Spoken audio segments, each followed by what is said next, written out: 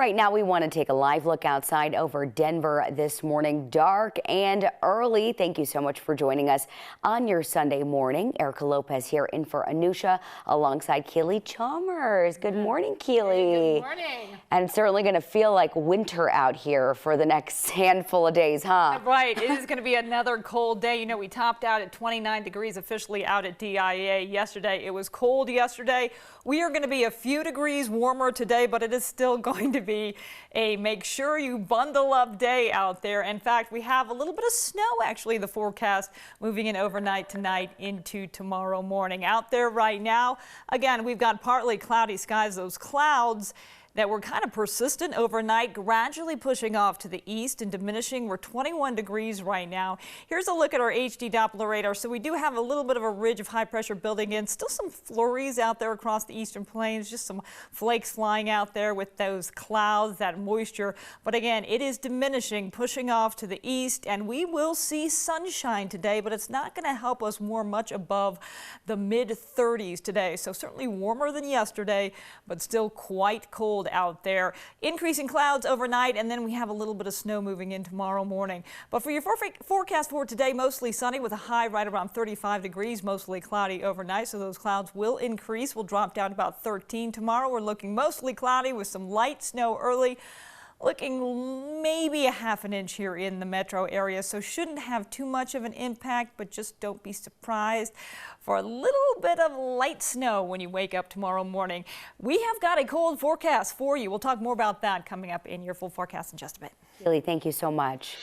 We start with breaking news out of California. Police are searching for a suspect after he killed at least 10 people in a mass shooting in Monterey Park.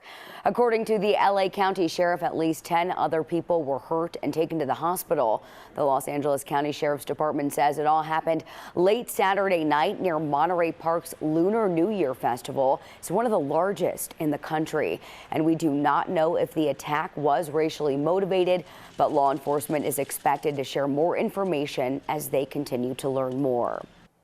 This morning, Loveland police are looking for this white Dodge Ram truck and the 3 people who were inside of it on Friday night. Police believe 2 out of the 3 of them shot and killed an 18-year-old, tried to steal the victim's car, then shot another teenager. The second teenager survived but went to the hospital. Family and friends gathered to remember that teen who died. We don't yet know his full name, but a family member allowed our cameras at the vigil where people honored the young man's life. Our Luis De Leon reports from Loveland. Signs that someone was so loved is seen through the people who came out to show their support. Family and friends honor a loved one as police still try to solve the question on the minds of those here. Why? This sort of horrific crime is infrequent for Loveland in general.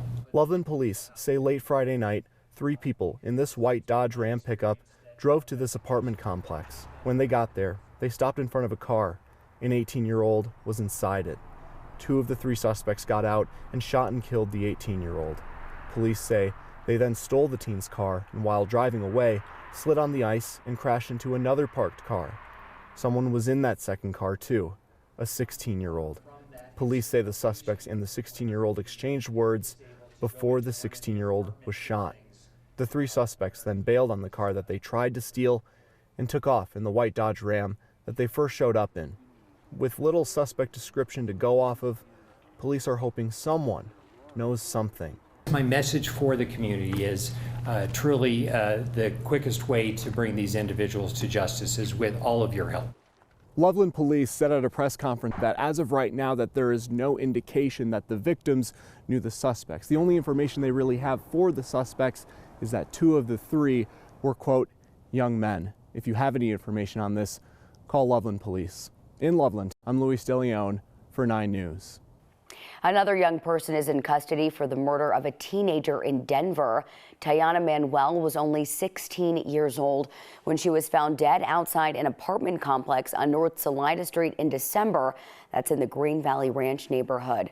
Her family had reported her missing a few days prior. Police arrested a suspect on Saturday. He is being held for investigation of first-degree murder. All we know is that he is under the age of 18. Police are not releasing the suspect's name because he is not an adult. The Colorado Department of Transportation says 2022 was the deadliest year on our roads in decades. CDOT recorded 750 traffic deaths last year, the most roadway deaths in the state since 1981. In 2021, 672 people died on Colorado roads. Now state officials are working on a plan to address the rise in traffic deaths, including motorcycle and pedestrian deaths as well. CDOT, State Patrol, and the Division of Motor Vehicles are talking about the state's response on Monday. As migrants continue to come to Denver, many in the community have stepped up to help them adjust. 9 News reporter Angeline McCall spoke with one woman who's doing what she can to help. Almost all of what's in this room has been donated. Necesitamos pantalones. Heidi Rodriguez has been collecting clothes Para mí ha sido un placer. for people newly arriving to Denver, starting with the necessities. Ellos, mira, como esto está excelente para ellos. Es hasta de pluma. Hemos tenido buenos chamarras. Many Venezuelans and others brought only a few small things with them. Tienen miedo a veces. Lo que pasa es que tienen miedo. Ellos piensan que si están en un lugar o piden más ayuda, de alguna forma les afecta. Right now, so many need help, those who came here alone and others with families. Y todo esto es para los bebés. Porque en los cuartos del hotel, pues ellos se aburren. No traen muchas cosas, no traen nada más bien. In their time of need, Heidi is choosing to help. And so many of these donations came from nonprofits. Me siento muy contenta que gente me puede ayudar a mí porque yo sola no puedo hacer las cosas. Entonces me siento muy agradecida con Dios que de alguna forma. No one, though, is more grateful than those on the receiving end. La verdad, ellos están muy agradecidos y siempre dicen muchas gracias por ayudarnos. Y yo digo, hoy no, sí, yo quiero llorar cada vez que me dicen eso porque siento que no hago tanto eso. And there are still many donation sites set up throughout the city. You can find those locations right now on our website, 9news.com. The city says they are still in need of items like toothpaste, toothbrushes, shampoo, conditioner, and soap. New York City will soon open a 5th relief center for migrants. A couple weeks ago, the mayors of New York City and Chicago demanded that Colorado stop sending them migrants because those cities are already overwhelmed. New York is converting the Brooklyn cruise terminal to house about 1,000 migrants. Normally, that space is used for arriving ships. There are currently about 28,000 migrants in the city.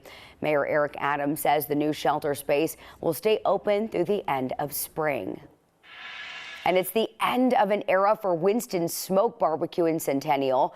Yesterday, they closed down for good. It all started with one of the best players in AFL history, Winston Hill.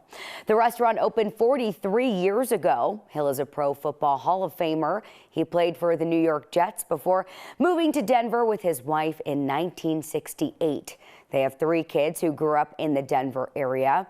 Hill passed away in 2016, but his daughters continued the barbecue business. Thank you for your support and your patronage. We were so blessed to be able to be a part of this community and have our dad engage in that way. It brought so many people together, so many friendships. Hill's daughters will now focus on a scholarship they set up at Hill's alma mater, Texas Southern University.